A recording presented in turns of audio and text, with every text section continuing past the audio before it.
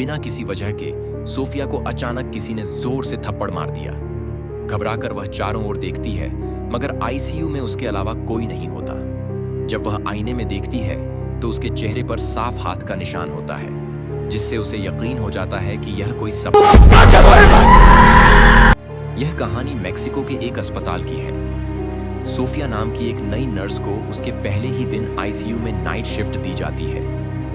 Head nurse उसे चाबियां देते हुए सख्त चेतावनी देती है कि अगर रात में उसे कोई और नर्स दिखे तो वह उससे बात न करे। शुरुआत में सब कुछ सामान्य लगता है, लेकिन थोड़ी देर बाद जब वह एक मरीज की पट्टी बदलने ही वाली होती है तो उसे गलियारे से किसी के गाने की आवाज सुनाई देती है।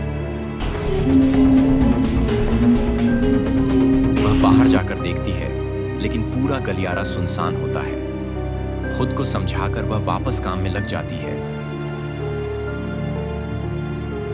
तभी दवा गिरने से उसके कपड़े खराब हो जाते हैं और वह लॉकर रूम जाती है, जहां उसे अपना लॉकर पहले से खुला हुआ मिलता है।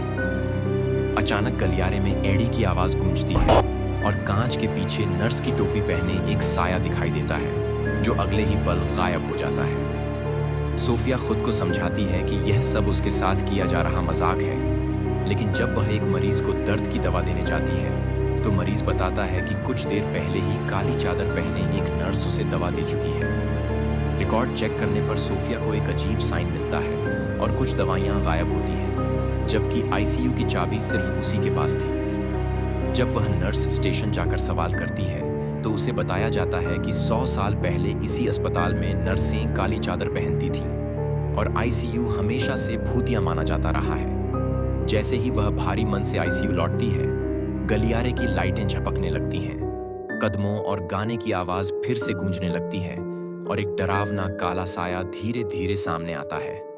डर के बावजूद सोफिया आगे बढ़ती है, क्योंकि वह अब पीछे नहीं हटना चाहती थी। वह जानना चाहती थी कि वह साया असल में क्या है और भूत सच में कैसा दिखता है।